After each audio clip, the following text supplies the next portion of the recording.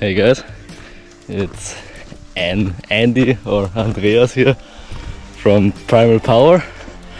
I'm walking in this beautiful native bush and mountain land today. I'm in this native forest, and the idea of our mission for today is to find a spot for a new survival camp.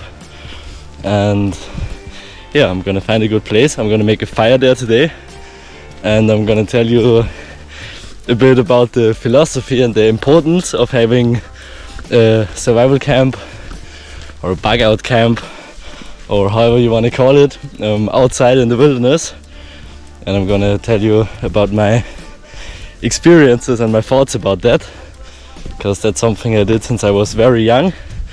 I think it's probably actually the most important tool to find our connection to the wilderness, to nature, and to our ancestors again, and to just live with the earth. And you don't need a lot of time for that. I think like visiting a place outside once a week is enough. I don't know if it's enough, but I'm sure it's a very good step towards reconnecting. So I invite you to come with me on this journey today, and I hope you enjoy it. Hey guys, I'm back. After crawling through some very thick bush over there, so the track is like, let's say, not 500, 400 meters in that direction, and there's this pretty steep hill that I climbed up.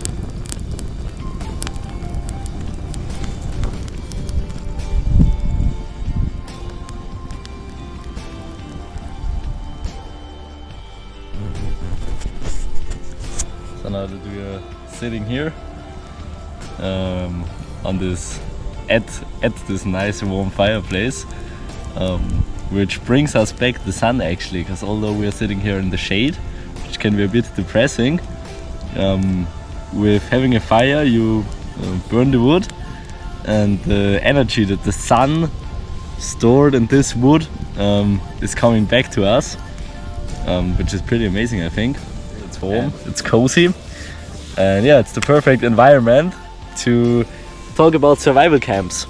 So right here is a spot where I maybe start a camp. I moved to this area not that long ago, so I'm still finding my place here. And with finding my place and with finding a new home, I think it's very important that you also have kind of like a bug out camp or a survival camp, or no matter how you want to call it, somewhere close to where you live. And Optimal is, like I said, if it's a combination of woods but also grassland. So yeah, don't be too closed into the woods, because otherwise you won't enjoy it that much and you won't feel that amount of freedom. And it's also good if you have some water nearby. And basically it's just very important that it's a spot where you just feel welcome, because there are those places outside and you're very sensitive to this when you're alone, which don't feel as good, and you feel lonely, maybe cold, maybe a bit of darkness. There are some places which are just not as positive, so find a good place which works for you. And maybe some quick reasons for why you should do that. The thing is, I often find it quite difficult to, because you always know that you should connect to nature again, and that you should go outside and you should reduce your social media usage, and there are so many things that you should do, and you want to do, you want to connect with nature, you want to make crazy adventures, you want to be outside, you want to be as strong as your grandfathers. But it's often very hard to actually start doing this, and although you want to do it and you watch a lot of YouTube videos especially, you never come to the point where you actually do something, and it's a very big problem. And if you actually start doing something, like you decide to go out into the woods on your own, then the problem is mostly that it just doesn't feel right, or you just feel a bit lonely and overwhelmed and you don't really know what to do, and at some point you're just gonna feel like you're like wasting your time and you're like crawling around in the woods alone and you're not really actually doing anything. So I think a very good way of starting your journey to connecting with Mother Earth and your ancestors again, no matter where you are, is just to have a place like this outside where you try to return to every week.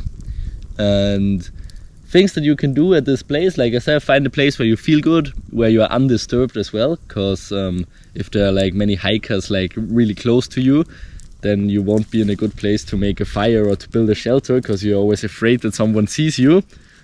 So that's also a thing to consider, just a place which is a bit hidden.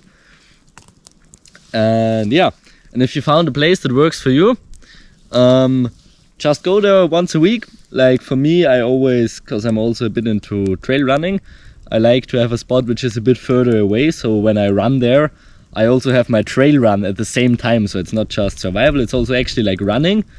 And then I have like an official reason to do it, it's not just the act of doing survival, it's also the act of running, which is good training for me. So I have my run, but then I also have my survival camp and wilderness connection. And when you find your place, I think you should just try to interact with the landscape. And by interacting with the landscape, I mean making a fire, maybe just exploring. Like that's what kids do naturally. Like it's unfortunately in big cities, kids don't really have the ability to do that, but they still do it. When kids are at a new place, they just spend a lot of time exploring, running around. They are curious for finding new places and new aspects of a place. So you can just explore the land around where you are. You can build a fire. You can build a shelter. You can build like a little house. That's also something that kids love to do. Kids also love to play with fire. So actually, like this thing of having a survival camp where you can just, which is kind of like a playground for adults if you want, or it's a playground for you. You do what kids do. You explore the land, you interact with the land. And that way is, especially if you do it once a week, you can just say to yourself, it's like a good rest day as well. If you're during the week you're working and you're like going to the gym and doing like all the serious stuff, then it's very good on the weekend just to be outside in like a low stimulus environment, to hearing the wind, to feel the warmth of the fire, to climb a tree. Those are such primal things. And also if you're not like a big time survivalist, it's just a very beautiful time to relax and a very good time for your soul, to get away from civilization and to detox a little bit on the one side, but yeah, also to connect to deeper layers of our existence again. And like I say, having a camp like this, it's just a very convenient and easy way, because otherwise you don't really know what to do. And if your goal is just to visit this place like once a week, and it doesn't even have to be for a long time, it can be for as little as like half an hour, and just try to relax, follow your instinct, be a kid again, be a little child again. And that's obviously the way reconnection should be. That's the natural way of recollecting, just like the kids do it. And it's very deeply engraved in our instincts, to play like that and to interact with the land like that. So that's something I want to get into again, because unfortunately when I moved to this country here a few months ago, I went to the gym, I did many things, but I kind of like lost the wilderness and survival aspect of my life again, which I think is actually one of the essences of my life, to experience that and to get wisdom from that and to also bring it back to people. Full place. And I think, and it's so good, you know, when you are living in civilization, and civilization provides many good things to us, like the amazing food that we have and our house and everything. But it's so good, especially if you're following the path we here at Primal Power are following, which